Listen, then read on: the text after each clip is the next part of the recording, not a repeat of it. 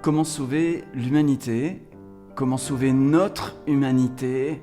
C'est le thème de ce nouvel épisode d'Un humain parle à des humains. Bienvenue à toi dans cet épisode chaque semaine où je prends la parole depuis un humain, ça c'est ceci, qui parle à des humains. C'est probablement toi. Alors si tu es une intelligence artificielle, assieds-toi confortablement, pourquoi pas, tu vas peut-être y trouver quelque chose pour toi, mais si tu es un humain, eh bien c'est surtout pour toi que ces mots se déposent. Alors installe-toi confortablement. Aujourd'hui, on va vraiment aborder une thématique qui est très forte, très puissante.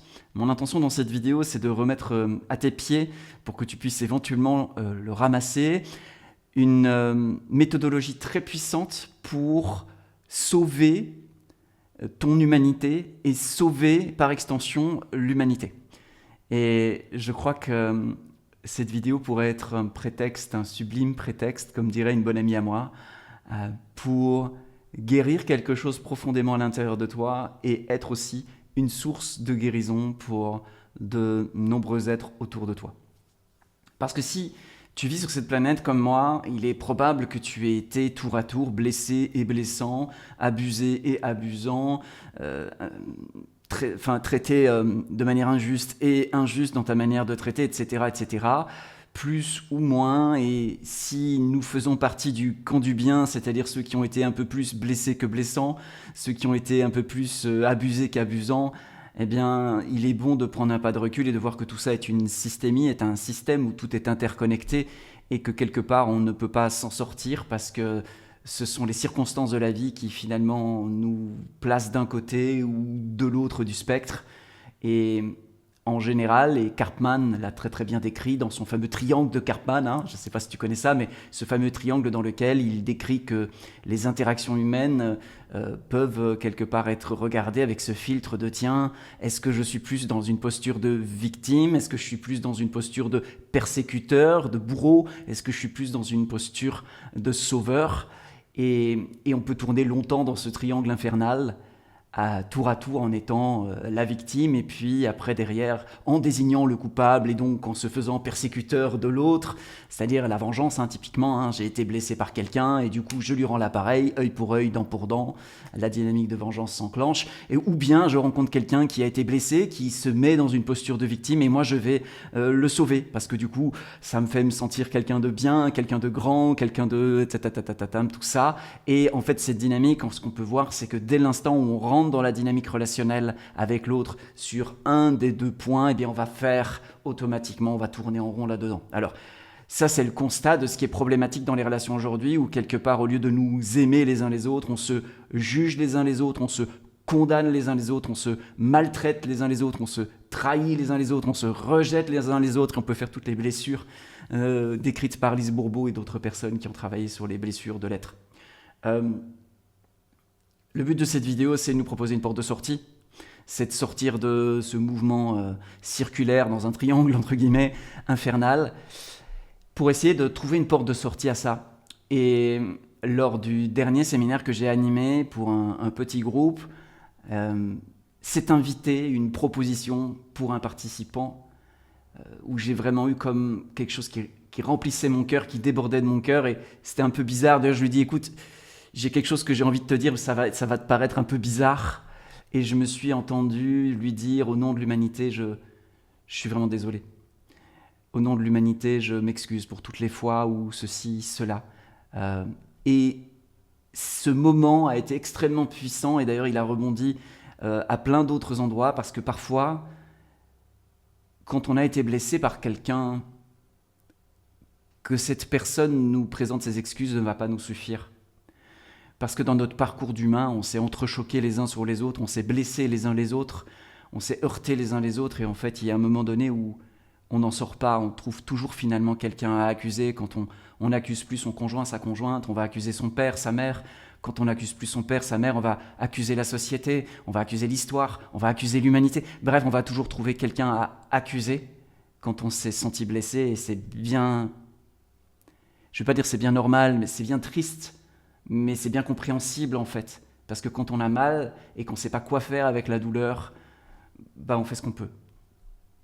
Et le premier réflexe, quand on n'arrive pas finalement rencontrer une véritable réparation là où on a eu vraiment mal, c'est on va trouver un véritable coupable et on va le faire payer.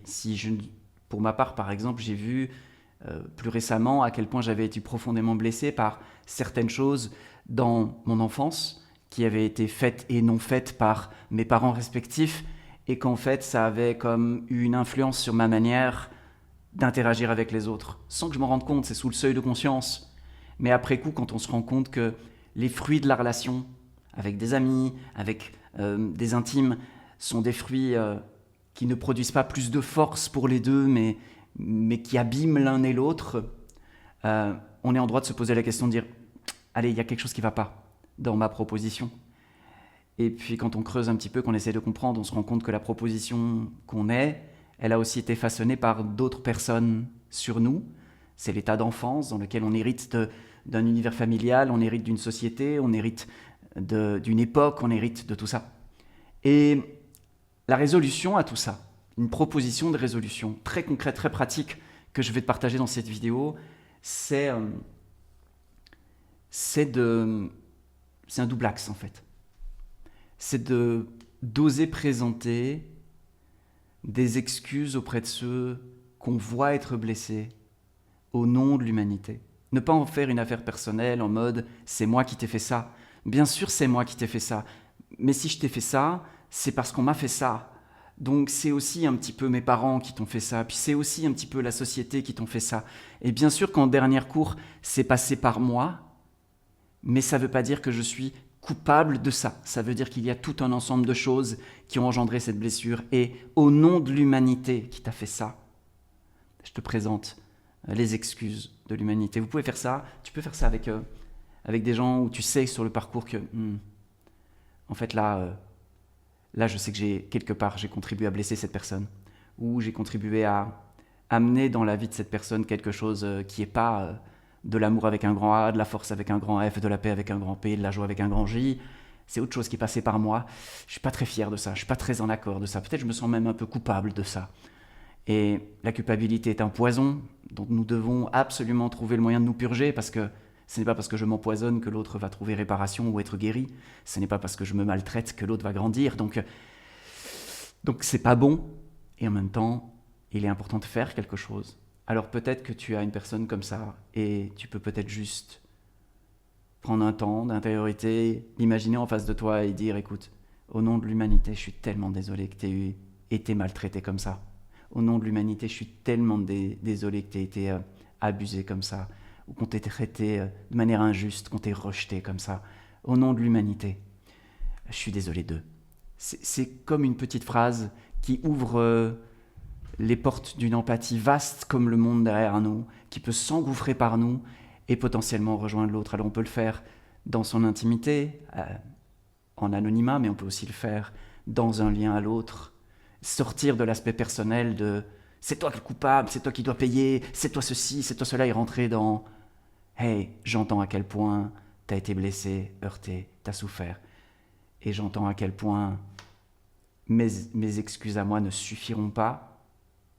Et j'entends à quel point aussi, ce n'est pas parce que tu me fais souffrir que tu vas te réparer, ce n'est pas parce que je vais accepter d'être condamné que tu vas être réparé, mais que ta réparation, elle a besoin d'excuses présentées sincèrement, mais globales. Parce que depuis que nous sommes petits, nous avons été maltraités par l'humanité, nous avons été rejetés par l'humanité, nous avons été trahis par l'humanité.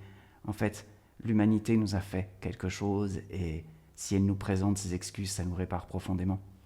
Donc voilà, toi qui écoutes ça, je ne sais pas quel est ton parcours de vie, je ne sais pas ce par quoi tu as dû passer, que ce soit du côté où des choses ont été faites sur toi que tu ne souhaitais pas, on a tous ça dans notre histoire, parce qu'on n'est pas déconnant quand des gens n'ont pas déconné avec nous. On n'est pas naturellement mauvais s'il ne s'est pas passé des choses qui nous ont conduits sur un terrain où on est tellement empoisonné qu'on devient empoisonnant, où on est tellement blessé qu'on devient blessant. Donc je ne sais pas si aujourd'hui tu es plutôt du côté de ceux qui sont plus blessés ou de ceux qui ont été ou sont blessants. Je crois que ceux qui se sentent blessés ont besoin d'être relevés et ceux qui sont blessants ont besoin de trouver un chemin de rédemption pour trouver l'équilibre. Et des deux côtés, j'ai envie de te proposer simplement moi en tout cas, les yeux dans les yeux, même si on ne se connaît pas, même si on ne se voit pas, je veux te dire à quel point, au nom de l'humanité, je suis désolé en fait de ce qui t'est arrivé. Je suis désolé de tous ces moments où tu as été heurté, blessé, sali. Ces moments où on n'a pas entendu qui tu étais, ces moments où on n'a pas pu t'aimer, ces moments où on t'a délaissé, on t'a mis de côté, on t'a oublié, on t'a imposé des choses que tu sentais être fausses, non justes, par la force, que ce soit une force physique ou une force mentale ou une force psychologique. Et tout ça n'était pas juste, tout ça n'était pas bon. Et j'espère que quelque chose d'autre pourra te rejoindre et te guérir de tout ça, pour que tu sois guéri et guérissant, aimé et aimant, renforcé, renforçant, inspiré, inspirant, enthousiasmé, enthousiasmant, etc., etc., pour que quelque chose puisse bouger. Et c'est le sens vraiment de cette vidéo, c'est de se dire, ok, on a tous été fondamentalement heurtés. Si on est sur cette planète à cette époque, tu sais quoi, on s'en est pris plein la gueule, qu'on le veuille ou non, qu'on le sache ou non, qu'on soit plus ou moins résilient dans une capacité de dépasser ce qui nous est arrivé ou de transformer ça en quelque chose de positif, qu'on soit plus ou moins fragile parce que oui, parce qu'il y a des gens qui s'arrogent une force qu'ils ne devraient pas s'arroger et ils engendrent des êtres plus faibles qu'ils ne devraient l'être. Il y a quelque chose de cet ordre-là dans notre monde, dans notre système. Et le sens de cette vidéo, c'est de se dire, ok, allez, il y a peut-être une issue à ça. Et l'issue, elle n'est pas de tourner en rond dans le triangle de Karpman, c'est-à-dire de devenir un persécuteur parce qu'on a été victime et de faire payer les autres pour les choses qu'on nous a faites. Ce n'est pas d'essayer de sauver les gens parce que comme on ne veut pas être le mauvais de l'histoire, on veut du coup être le bon de l'histoire, sans se rendre compte que quand on est le sauveur de quelqu'un, tôt ou tard, on deviendra la victime de cette personne. Pourquoi ?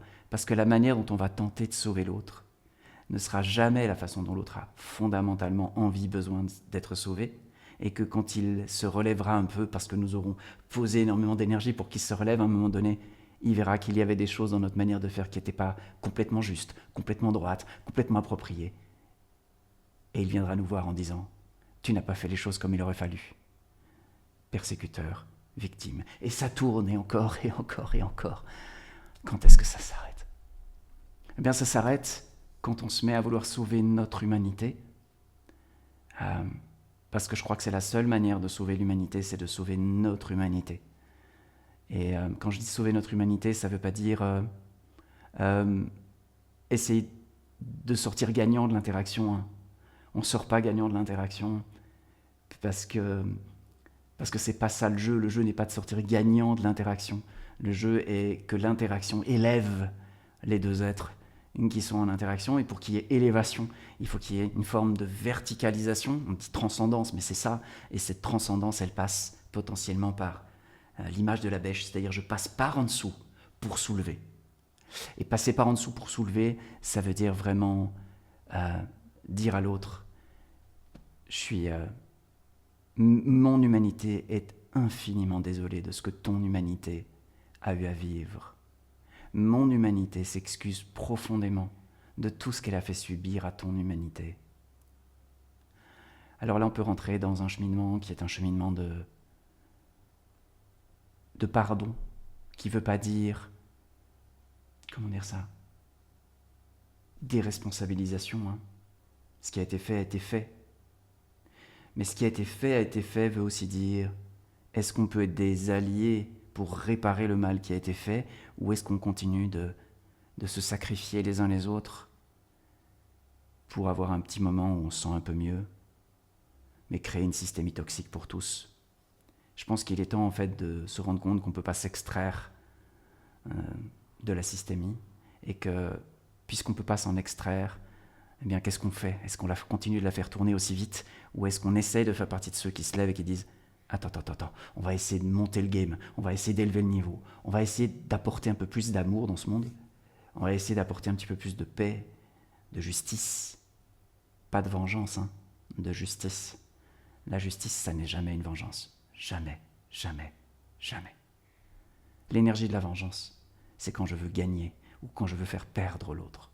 L'énergie de la justice, c'est quand sincèrement du plus profond de moi-même, ce que je souhaite, c'est, je sais pas comment, mais je voudrais que nos humanités s'en trouvent élevées, renforcées, quoi qu'il se soit passé avant. Parce que on ne peut pas réparer ce qui s'est passé avant en inversant les rôles et en disant « Ok, tu m'en as fait baver, ben maintenant c'est toi qui vas en baver. Et je vais te regarder, ça va me faire du bien, et je trouvais que c'est juste que t'en baves autant que moi. » C'est pas ça qui est juste. Ce qui est juste, c'est pas que tout le monde bave autant que les autres, tout le monde en bave autant que les autres. Ce qui est juste, c'est que tout le monde s'élève petit à petit. En tout cas, c'est ça la justice que j'aime. C'est la justice de la bêche qui passe par en dessous pour élever. Et c'est ce que fait, selon moi, le divin sans cesse. Il passe par en dessous de nous pour nous élever. Il nous appelle, il nous pousse, il nous réveille, il fait ce qu'il a à faire. Parce que quelque chose en nous cherche à s'éveiller. Alors, les choses autour de nous nous appellent aussi, à la hauteur où ça appelle en nous. Donc pour récapituler, présenter les excuses, mon humanité s'excuse de ce que ton humanité a eu à vivre. Juste à tester, avec toutes les personnes avec qui vous avez éventuellement des tensions, des conflits, parce que ça arrive dans la vie, bien peut-être c'est une chose que vous pouvez cultiver et qui peut-être petit à petit ou subitement fera évoluer les choses, parce que je crois que rien ne résiste à l'amour, et je crois que l'amour est comme une flamme qu'elle fait fondre petit à petit la glace qui s'est accumulée au fil du temps. Alors c'est pas toujours immédiat, parfois il faut du temps, longtemps même parfois, parce que si la glace s'est accumulée et qu'on vient avec une petite bougie, bon ben ça va peut-être pas fondre en 1 heure quoi le truc, hein.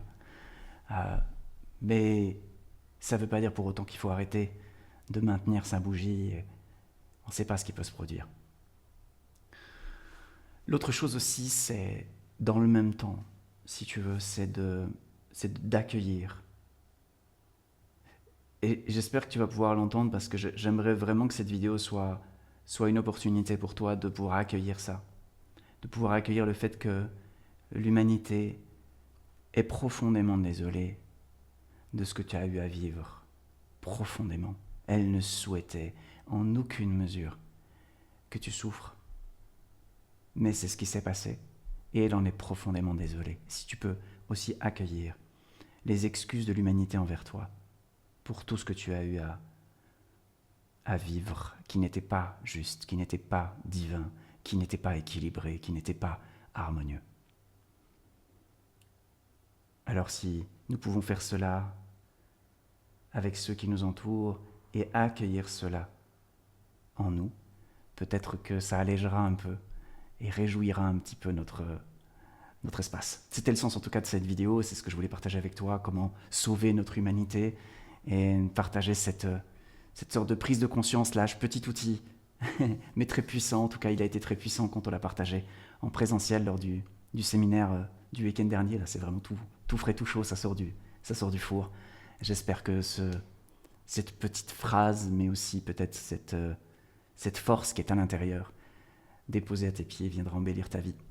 Je te remercie de faire partie des gens qui cherchent à garder le lien d'humain à humain, cherchent à grandir dans leur humanité. Je te retrouve évidemment dans une prochaine vidéo si tu le souhaites. Et puis si tu penses qu'il y a dans ton entourage quelqu'un qui pourrait bénéficier de cette vidéo, eh bien partage-lui. C'est super important aujourd'hui d'utiliser les outils que nous avons pour garder du lien réel avec les humains et pas juste appuyer sur des boutons, liker, même si ça aide bien sûr et merci pour ça. Mais c'est encore plus fort quand on se passe les choses d'humain à humain et qu'on se sert du réseau pour tisser du réseau humain. On sert du réseau pour tisser un réel réseau humain.